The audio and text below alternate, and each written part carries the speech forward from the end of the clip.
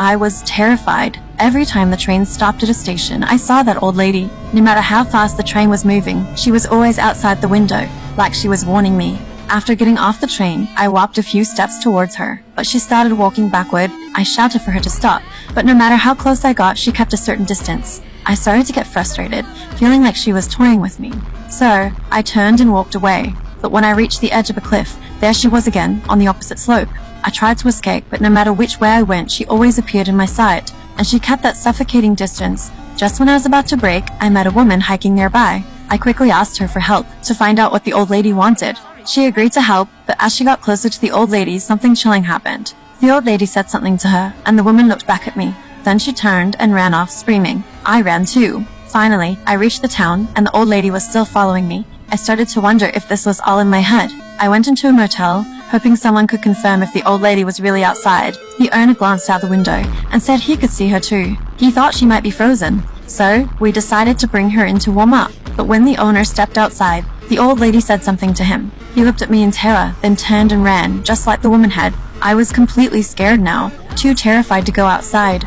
But the old lady stayed outside, waiting for an entire day and night. She never left. I had no choice but to stay inside, but on the third day, the landlady told me I had to leave. Because after seeing the old lady, the owner had vanished without a trace, as if he never existed. I had nowhere to go, so I called my mom, hoping she could help me figure out what the old lady said. As long as we stayed on the phone, I knew my mom wouldn't be fooled. But when she approached the old lady, the voice on the phone started to fade, until all I could hear was static. I realized something was wrong. I screamed for her to cover her ears, but it was too late. My mom, like everyone else, was now under the old lady's spell. She looked at me with terror, then ran off. When I reached the corner, I saw my mom in a car, looking at me with disgust, before driving away without a word. Since then, I've never been able to contact my mom again. She vanished, like she never existed. A year later, I found a paranormal research group hoping they could solve this. I told them everything about the old lady, how only I could see her, and how she always kept a distance of 73 yards, the furthest you can clearly see and still hear.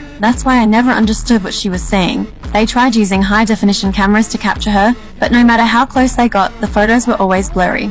In the end, the group sent a special task force, trained to resist the old lady's influence. They came equipped with shielding devices. Just as they were about to catch her, everyone suddenly froze. Even the female commander, with a grave look on her face, turned to me and said, "Retreat." Then, everyone left the scene. I gave up. It seemed no matter what, I couldn't shake the old lady. But why is she doing this?